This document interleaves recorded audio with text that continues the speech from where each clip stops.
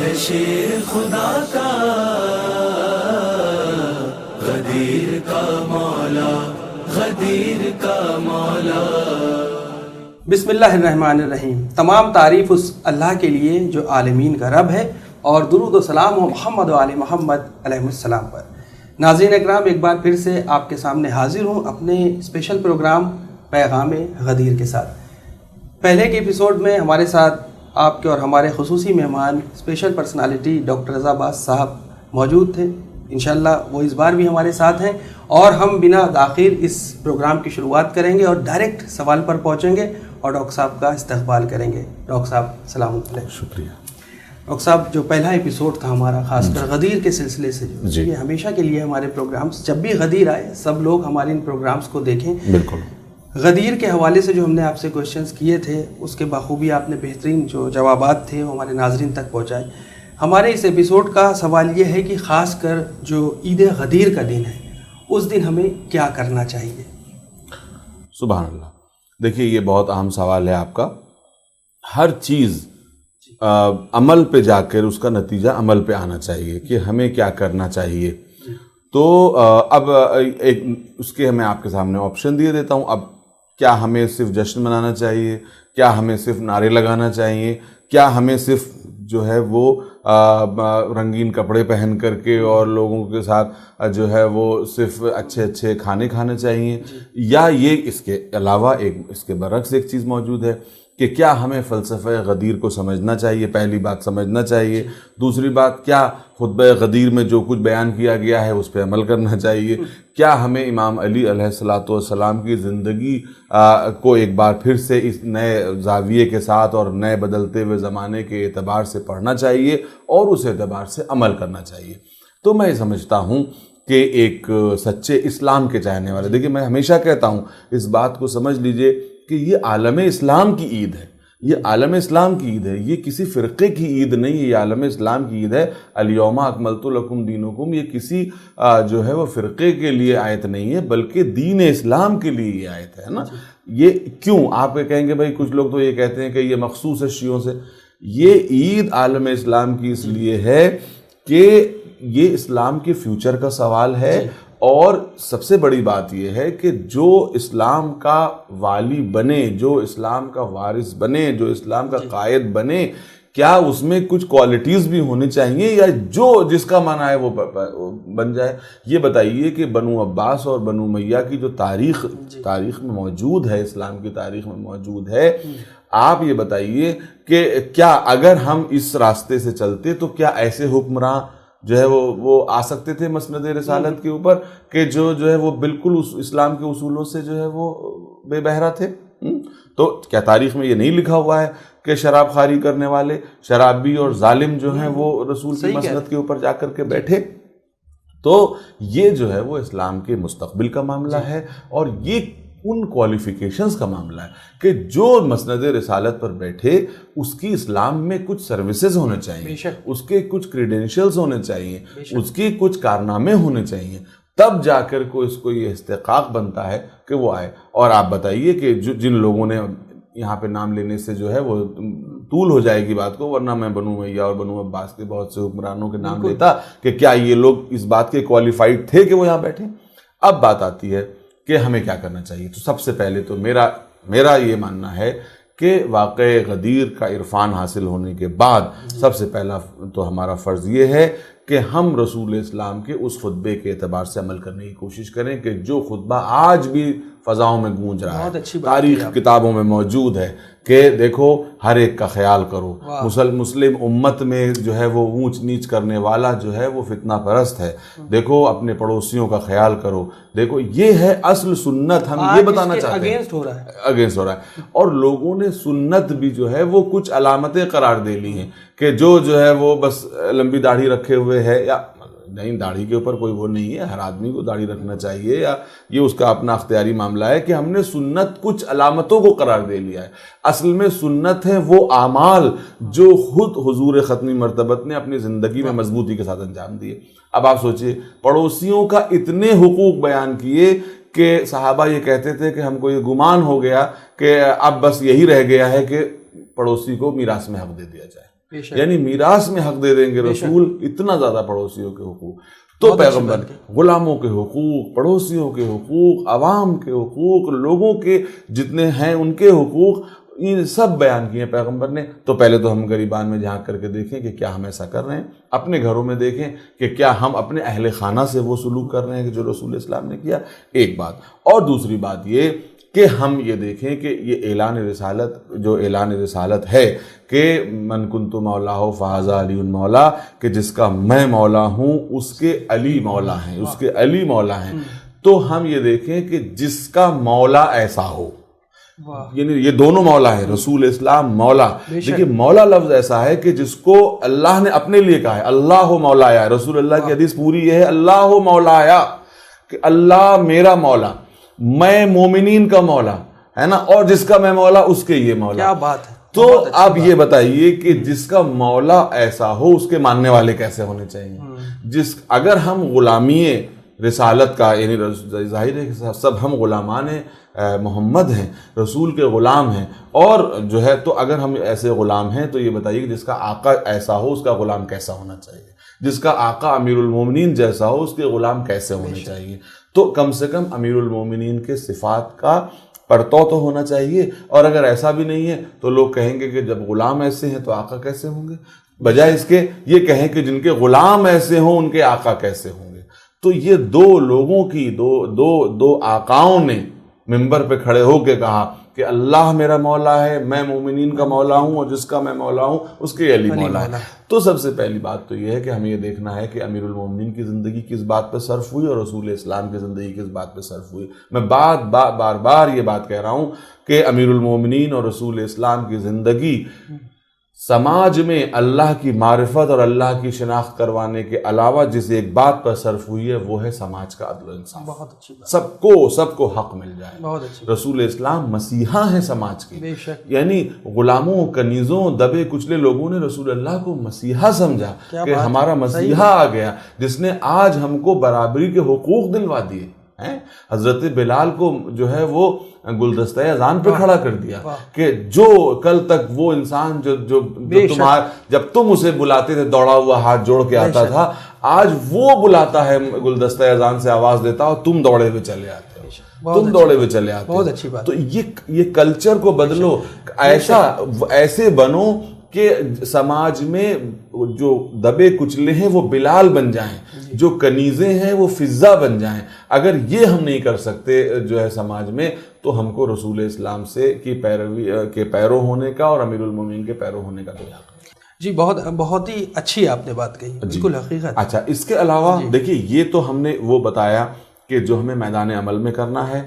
اس کے علاوہ روز غدیر کے اعمال بھی ہیں. جی ان اعمال بہت اہم دعائیں ہیں، نمازیں ہیں، لیکن ان کو بھی ہمیں ایک رسم کی طرح نہیں ادا کرنا ہے، بلکہ ان جملوں کو، ان لفظوں پہ غور کرنا ہے کہ یہ لفظ دیکھیے، نماز بھی اگر سمجھے بغیر، اس کی اہمیت کو سمجھانے بغیر، معنویت کے بغیر پڑھی جائے تو ایک رسم بن جاتی ہے. لہٰذا ان اعمال کو بھی انہی جسے کہتے ہیں کہ روح کے ساتھ انجام دینا چاہیے کہ یہ جو ہے آج کے دن جو میں اعمال انجام دے رہا ہوں یہ امیر المومنین کی ولایت کا دن ہے، اسلام کے مکمل ہونے کا دن ہے. لہٰذا آج ہم ان چیزوں کو انجام دے رہے ہیں، اور ظاہر ہے کہ وہ مفاتیح میں اور دوسری کتابوں میں موجود ہیں. ان اعمال کو بھی انجام دیا جانا چاہیے. ظاہر ہے کہ ہمارے ہاں تو یہ ہے کہ ہر خوشی اور ہر غم میں ہم اللہ کی عبادت کرتے ہیں، کیونکہ وہی ہر چیز کا نازل کرنے والا ہے.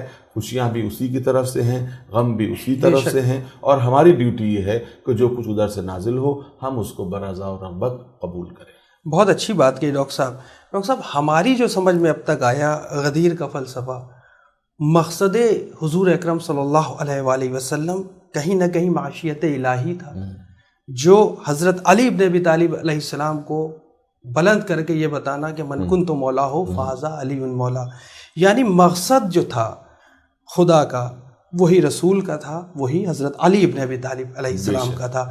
لیکن ہم اس مقصد سے بھٹک کر آج نام تو لیتے ہیں علی کا اور کہتے ہیں کہ ہم پیروی کرتے ہیں حضرت علی علیہ السلام کی.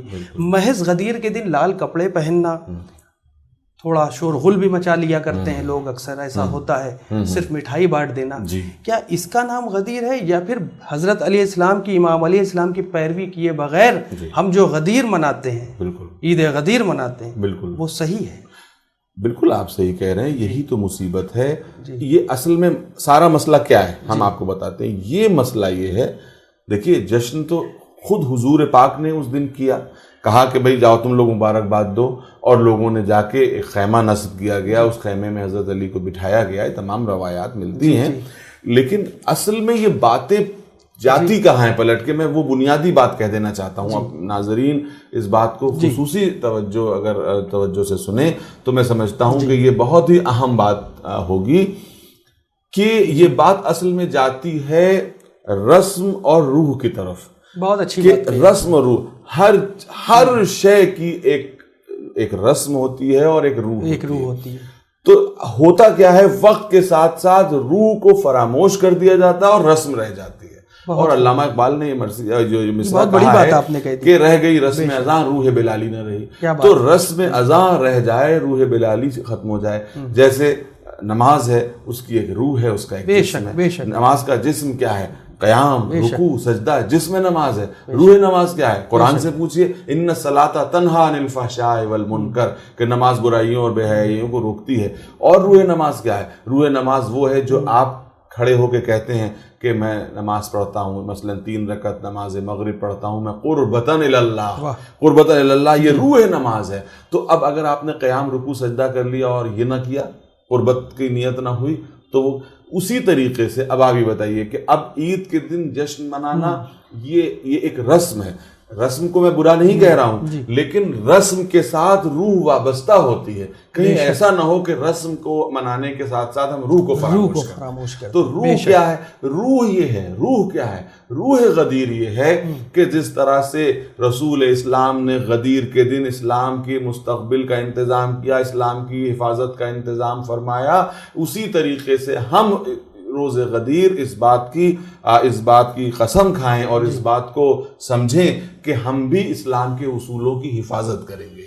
ہم بھی جو ہے وہ ان گولڈن اصولوں کی جس کی وجہ سے جو ہے وہ اسلام دنیا میں آگے بڑھا، جس کی وجہ سے جن کی وجہ سے اسلام دنیا میں آیا تھا، ان اصولوں کو اپنائیں گے اپنی زندگی میں۔ اور جب تک یہ نہ کریں تو ہر چیز رسم بن جاتی ہے، دنیا کی ہر چیز رسم بن جاتی ہے اگر اس میں سے روح نکال لی جائے۔ بے شک۔ دیکھیے اس کی مثال میں دے دوں 1 سیکنڈ میں، کہ عطر اور اس کی شیشی ضروری ہے عطر کے لیے۔ عطر کے بغیر، یعنی آپ دیکھیے شیشی کے بغیر عطر نہیں آ سکتا۔ کیا آپ عطر چلو میں لیں گے؟ نہیں، شیشی میں عطر رکھا جاتا ہے، لیکن اصل اہمیت عطر کی ہے، شیشی کی نہیں ہے۔ اب وہ انسان کتنا ناسمجھ ہے کہ جو شیشی کو لے کر کے مطمئن ہو جائے اور اس میں عطر نہ رکھے۔ تو رسم کی حیثیت شیشی کی ہے، روح کی حیثیت اس میں لگے ہوئے عطر کی ہے۔ تو ہر رسم اس لیے بنائی جاتی ہے تاکہ اس میں روح ڈالی جا سکے۔ بے شک، بہت اچھا۔ اب اگر ہم روح کو قربان کر دیں تو رسم اہمیت رکھتی ہے، ہمارا جشن منانا اہمیت رکھتا ہے، مٹھائی بانٹنا بھی اہمیت رکھتا ہے، اگر اس کے ساتھ روح غدیر شامل ہو۔ روح غدیر کیا ہے؟ روح غدیر یہ ہے کہ ایسا سوئفٹ طریقے سے ٹرانسفر آف پاور ہو کہ کسی کو پتہ نہ چلنے پائے، اسلام کو جھٹکا نہ لگنے پائے۔ دیکھیے پیغمبر نے کیا کہا، میرے بعد اب مولا کو سامنے کیا کہ جب میں نہ رہوں تو یہ رہیں گے۔ یہ نہ ہو کہ میرے جانے کے بعد اسلام کو ایسا جھٹکا لگے کہ اسلام جو ہے مصیبت میں آ جائے۔ اسلام کو، قرآن کو احساس نہ ہو کہ جو ہے وہ حامل قرآن دنیا سے چلا گیا۔ بے شک، حامل قرآن دنیا سے چلا گیا، وارث قرآن، بہت اچھی بات، وارث قرآن موجود ہے۔ تو بانی اسلام دنیا سے چلا گیا لیکن وارث اسلام موجود ہے کہ جو اسلام کو اسی طرح سے انٹرپریٹ کر کے دکھا سکے جس طرح سے رسول اسلام انٹرپریٹ کرتے۔ بے شک، بہت اچھی، ویسی ہی قیادت امت کو دے سکے جیسی قیادت رسول اسلام دیا۔ بے شک، بہت اچھی بات کہی۔ کیوں نہ ہم غدیر کے دن کچھ ایسی عبادتیں کریں جن سے ہماری جسم کے ساتھ ساتھ ہماری روح کو بھی تسکین مل سکے، جو آپ نے بات کہی۔ یعنی جب تک کہ ہماری روح کو سکون نہیں ہے، جب تک کوئی ہم ایسا کام نہیں کریں گے جس سے ہماری روح کو سکون ہو، تب تک کہ کسی بھی طرح کا کوئی بھی، چاہے وہ فیسٹیول، چاہے عید غدیر ہو، چاہے عید ہو، ہمارے لیے سب بیکار ہے۔ آخری بات کہہ کے بات کو ختم کروں گا کہ یعنی روز غدیر ہم اس بات کو سمجھیں جی کہ جس طرح سے امیر المومنین کو رسول اسلام نے اس مقام تک پہنچایا جس مقام کو وہ ڈیزرو کرتے تھے، تو اس دن ہمیں یہ بھی سمجھنا چاہیے کہ ہم بھی اپنی ایک ایسا نظام بنائیں، اپنا ایسا سسٹم بنائیں کہ آدمی اس مقام تک پہنچے جس کو وہ ڈیزرو کرتا ہے نا. ایسا نہ ہو کہ کسی بڑے منصب پہ نالائق پہنچ جائے، یا ایسا نہ ہو کہ کوئی صاحب صلاحیت محروم رہ جائے اور اس کو وہ موقع نہ مل سکے کہ جو خدمت انجام دے سکتا تھا وہ نہ کر سکے. اچھا ڈاکٹر صاحب، امام علی علیہ السلام کی سیرت کے حوالے سے آج کے اگر اس دور میں دیکھیں تو ہماری پرائیورٹیز کیا ہیں؟ جی یہ بہت اہم سوال ہے، اور اس سوال کا جواب میں اس طرح دینا چاہوں گا کہ آج کے زمانے کے حساب سے سب سے بڑی پرائیورٹی جو حضرت علی کی زندگی سے ہمیں جو چیز سبق ملتا ہے وہ یہ ہے کہ میرے بھائی حضرت علی علیہ السلام نے اپنی زندگی میں بھید بھاؤ نہیں کیا. حضرت علی علیہ السلام جس وقت جو ہے وہ مدد کے لیے آگے بڑھتے تھے، جس وقت جو ہے بھئی حضرت علی سے زیادہ مذہبی کون ہو سکتا ہے؟ بالکل صحیح کہا. ان سے زیادہ مذہبی کون ہو سکتا ہے؟ لیکن حضرت علی علیہ السلام نے اپنی مذہبیت کو اپنی انسانیت کے اوپر حاوی نہیں ہونے دیا، بلکہ جب وہ مدد کرنے کے لیے نکلتے تھے تو وہ ایک انسان ہونے کی حیثیت، ایک ٹاورنگ پرسنالٹی ہونے کی حیثیت سے اپنے سامنے سب کو برابر سمجھتے تھے. ان کا جو ہاتھ دینے والا ہاتھ تھا وہ اگر مومن کو دیتا تھا تو ایسے کو بھی دیتا تھا کہ جو مومنین کے زمرے میں نہیں آتے. میں اس میں ایک بہت لطیف بات میں آپ کے سامنے بیان کرنا چاہتا ہوں کہ ہم لوگ اکثر ذاکرین کے منہ سے سنا کرتے ہیں کہ جو ہے وہ سورہ دہر کے تعلق سے کہ ایک دن جو ہے وہ مسکین آیا، ایک دن یتیم آیا اور ایک دن اسیر آیا. تو مسکین آیا، اہل بیت نے ان کو اپنی روٹیاں دے دی، ہے نا. اس کے بعد یتیم آیا، اہل بیت نے اس کو روٹیاں دے دی. اسیر آیا، اس کو روٹیاں دے. اسیر کا مطلب کیا ہے؟ اسیر کون ہے؟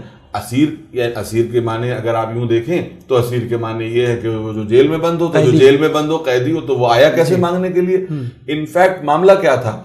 اسیر اس کو کہتے تھے اسلامی دنیا میں، یہ میں بہت لطیف اشارہ کر رہا ہوں، اسیر اسے کہتے تھے جو جنگ کے قیدی ہوتے تھے کہ جن کو مدینے کی باؤنڈری کے اندر محصور کر دیا جاتا تھا کہ تم اس باؤنڈری کے باہر نہیں جاؤ گے. تو وہ لوگوں سے سوال کر کے بھی اپنا پیٹ بھر لیا کرتے تھے. تو اس کے معنی یہ ہے کہ اسیر جو تھے وہ نان مسلم تھے. اسیر مسلمان نہیں تھے، کیونکہ مسلمان ہو جاتے تو اسیر نہیں ہو سکتے تھے. تو یہ جنگی قیدی تھے، ہے نا، نان مسلم جنگی قیدی تھے. تو آپ یہ سوچئے کہ جس طرح سے حضرت علی، حضرت فاطمہ زہرا، امام حسن، امام حسین اور جناب فضہ نے اپنی روٹیاں مسکین اور یتیم کو دی جو کہ مسلمان رہے ہوں گے، اسی طرح سے اسیر کو دی. اور اسیر کو، اور مجھے یہ کہنے دیجئے، تیسرا دن سب سے سخت تھا. یعنی اس دن 2 دن کی بھوک و پیاس تھی. 2 دن کے بعد تیسرے دن جب آپ بیٹھے اور کسی اسیر نے آ کر کے آواز دی تو اس وقت جو ہے وہ آپ نے روٹیاں دے دی. یہ نہیں دیکھا کہ تمہارا مذہب و ملت کیا، تم کس مذہب سے تعلق رکھتے ہو، بلکہ وہ دے دیا. تو یہ ہمیں اہل بیت کی زندگی میں بالکل بکھرا ہوا ملتا ہے. میں آج ایک بات اور کہہ کے آپ کی بات کو ختم کرتا ہوں کہ ہمارے یہاں روایت رہی ہے کہ امیر المومنین سے لے کر کے اور 11ویں امام تک ہمارے ائمہ کے جسم پر 2 طرح کے نشانات ہوا کرتے تھے. ایک نشان ماتھے پر ہوتا تھا جو بندگی کی علامت ہوتا تھا، اور ایک نشان پشت پر ہوتا تھا جو اللہ کی راہ میں رزق پہنچانے کی وجہ سے ہوتا تھا. تو آپ یہ دیکھیے یہ 2 نشان کیسے ہوتے تھے. ایک اللہ سے رشتے کی علامت ہوتا تھا اور ایک اس کے بندوں سے رشتے کی علامت. ان کا رشتہ اللہ سے بھی اتنا ہی مضبوط ہے جتنا اس کے بندوں سے مضبوط ہے. اور جب یہ لوگ نکلتے تھے مدد کرنے کے لیے تو یہ مذہب و ملت نہیں دیکھتے تھے. اس میں کوئی شک نہیں کہ چاہنے والوں کے لیے امام کے دل میں مخصوص جگہ ہے، لیکن جب وہ دینے پر آتے ہیں تو صرف یہ نہیں کہ مذہب و ملت نہیں دیکھتے، بلکہ وہ تو دوست و دشمن بھی نہیں دیکھتے. بلکہ اگر دشمن بھی ہاتھ بندھے ہوئے آ جاتا ہے، بہت اچھی بات، قاتل جب آ جاتا ہے تو کہتے ہیں کہ بیٹا حسن جیسا دودھ تم نے مجھے پلایا ہے اپنے باپ کے قاتل کو پلایا. بہت اچھی بات آپ نے کہی. بس ہم یہی چاہیں گے کہ چھوٹا سا پیغام، کیونکہ بہت ساری باتیں آپ نے بتائی دی ہیں، لیکن ہم پیغام ضروری چاہتے ہیں ہمارے ناظرین کے لیے، غدیر کے حوالے سے ایک چھوٹا سا پیغام ہمارے غدیر خم کے لیے اس سے بہتر پیغام میں سمجھتا ہوں کہ اور کچھ نہیں ہو سکتا. میری ناچیز رائے میں سب سے بڑا پیغام یہی ہے کہ ہم یوم غدیر اسلام کے ان گولڈن اصولوں کو دنیا کے سامنے لائیں، پیغمبر اسلام کی صحیح سیرت دنیا کے سامنے لائیں، امیر المومنین کی صحیح سیرت دنیا کے سامنے لائیں، وہ سیرت جو دنیا کو دکھا سکے کہ دیکھو ایک پرفیکٹ ایک انسان کامل کیسا ہوتا ہے، ایک انسان کامل جو میدان جنگ میں ایسا ہوتا ہے، میدان امن میں ایسا ہوتا ہے، اور گھر کے اندر ایسا ہوتا ہے. ایسا انسان کامل جو ہے وہ دنیا کے سامنے لا سکیں، جو اسلام کا مقصد ہے. تو اسلام کے اصولوں کو خاص طور پہ، اور میں نے بتایا تھا کہ یہ پیغام ہے کہ ہم اس غدیر یعنی عید غدیر سے یہ سیکھیں کہ ہمیں اس بات کو سپورٹ کرنا چاہیے کہ کون کس مقام کو ڈیزرو کرتا ہے اور اس تک پہنچائیں. ایسا نہ ہو ہمارے سماج میں جاہل حاکم ہو جائے اور عالم محکوم ہو جائے. اگر جاہل حاکم ہو جائے اور عالم محکوم ہو جائے تو سمجھ لیجیے ہم نے غدیر سے کچھ نہیں سیکھا. اگر جو ہے وہ صاحب صلاحیت نیچے رہ جائے اور بے صلاحیت اوپر چلا جائے تو ہم نے غدیر سے کچھ نہیں سیکھا. ہمیں غدیر سے سیکھنے کی ضرورت ہے، وہ یہ ہے کہ ہم کس طرح سے سماج میں عدل و انصاف قائم کریں، لوگوں کو ان کے حقوق دے دیں، تاکہ یہ ایک گولڈن سماج بن جائے، ایک ایسا سماج بن جائے کہ جہاں سب کو سانس لینے کی آزادی ہو. ایسا نہ ہو کہ صرف پیسے والوں کو جینے کا حق ہو اور غریبوں کو جو ہے وہ مر جانے کا حق ہو. تو بلکہ ایک ایسا سماج بنے جو اسلام کا مطمع نظر ہے. یاد رکھیے اسلام کا مطمع نظر صرف یہ نہیں ہے کہ روز قیامت آپ کا انصاف ہوگا اور آپ کو جنت و جہنم دیا جائے گا. نہیں، اس سے پہلے اسلام کا مطمع نظر یہ ہے کہ روز قیامت جو ہوگا وہ تو دیکھا جائے گا، وہ تو اس دن دیکھا جائے گا. اس سے پہلے اسلام کا مقصد یہ ہے کہ ایک ایسا معاشرہ وجود میں آ جائے جہاں پہ سب کے حقوق دیے جا سکیں، سب لوگ امن سے رہ سکیں، سب کو سیفٹی ہو، سیکیورٹی ہو، اپنی صلاحیتوں کو بروئے کار لانے کے موقع دیے جا سکیں. جس دن ہم یہ سماج بنا لیں گے ہم سمجھتے ہیں کہ یعنی جو فلسفہ غدیر ہے وہ ہمارے سامنے جو ہے وہ مجسم ہو کر کے آ جائے گا. بہت اچھی بات کہی یہ ڈاکٹر صاحب آپ نے. دیکھا جائے تو چاہے وہ شاعر اہل بیت ہوں یا جو مورخین ہو یا عالم دین ہو، میرے خیال سے ابھی تک آپ سب بھی جتنے لوگ ہیں غدیر کی جو حقانیت، جو سچائی ہے وہاں تک ابھی تک نہیں پہنچ پائے، جو لوگوں تک صحیح طریقے سے پیش کر سکیں یا بتا سکیں یا پہنچا سکیں. اسی کے لیے ایک لکھنؤ کے بہت مشہور شاعر تھے، قسمت سے ہمارے دادا ہی تھے، گرینڈ فادر ہمارے مرحوم ذاکر علی خان عرف خبر لکھنوی صاحب. انہوں نے اللہ ان کی روح کو جوار معصومین علیہ السلام میں جگہ عنایت ہو، انہوں نے ایک بڑا اچھے چند لائنیں، چند مصرے کہے کہ ممکن نہیں محال ہے واللہ اے خبر، ممکن نہیں محال ہے واللہ اے خبر، تاریخ باب علم رسالت معاب کی، صدیوں سے شاعروں کے قلم جنبشوں میں ہے، خاکے قدم بھی پا نہ سکے بو تراب کی. بہت ہی اچھی گفتگو رہی ڈاکٹر صاحب، اور بہت اچھا لگا آپ کے ساتھ پروگرام میں. انشاءاللہ اگلے کسی اور ایپیسوڈ میں آپ سے پھر ملاقات کریں گے. تو ناظرین، آپ کو ہمارے یہ ایپیسوڈز کیسے لگے؟ آپ اپنا فیڈ بیک ہمیں winislam@gmail.com پر بھی بھیج سکتے ہیں. فی الحال دیکھتے رہیے چینل ون. شکریہ، خدا حافظ.